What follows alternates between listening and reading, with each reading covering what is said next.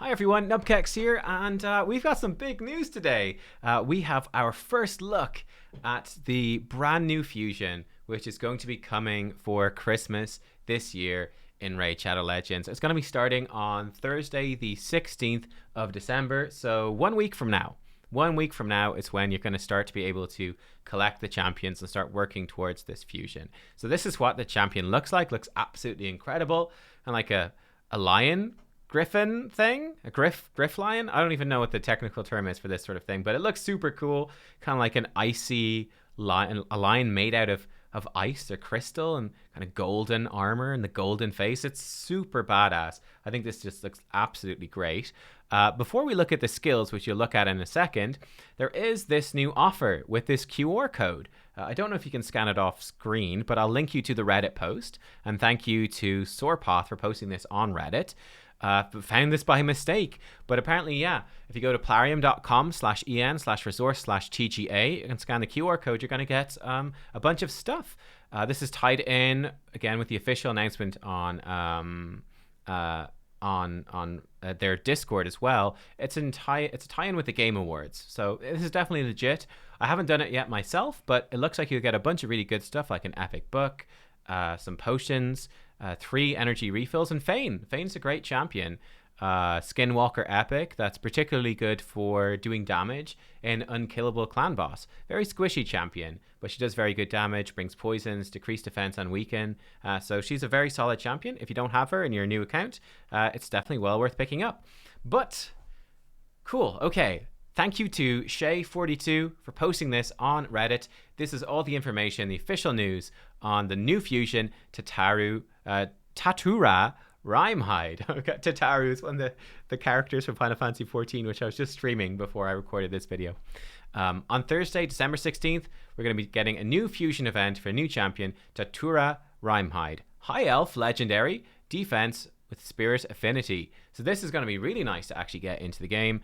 And particularly, this champion is designed to help you with PvE content, mainly Hydra and Doom Tower. A1 is going to apply decreased accuracy debuff with a 100% chance when buffed to allow you to keep bosses with only half of their accuracy. That's a big deal for Hydra. You need a lot of resistance to resist the Hydra, especially that Head of Mischief, stealing your buffs and turn meter. So being able to put that debuff out is big. With the help of A2, Tatura will protect your team from being debuffed, will also increase your defense. And then with A3, he'll shield himself and put allies under Perfect Veil, so enabling you to get that Perfect Veil up so you can attack the Fear Head without getting those true fears. Very useful. Tatura's passive skill will allow you to reflect damage back to the attacker, thus helping you to increase the damage inflicted to Hydra. Moreover, this skill gives Tatura a chance to place a freeze debuff when attacked, which might prove helpful to control the wave. So good for, again, Doom Tower more so. Here are the skills. So again, in detail, these are the skills. A1, Solar Ray, attack one enemy, 80% chance of putting decreased accuracy for 2 turns. Again, we know that bucks up to 100%, what they said above. Wings of Shelter, the A2, is a 5 turn cooldown, places block debuffs and increased defense buff on all allies for 2 turns. I wouldn't be surprised if this bucks down to a 3 turn cooldown.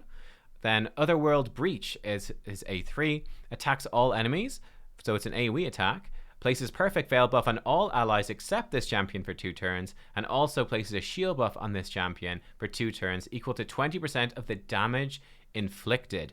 Now, bear in mind, all this damage should scale based off of defense, and the defense will help him to be tanky and to survive.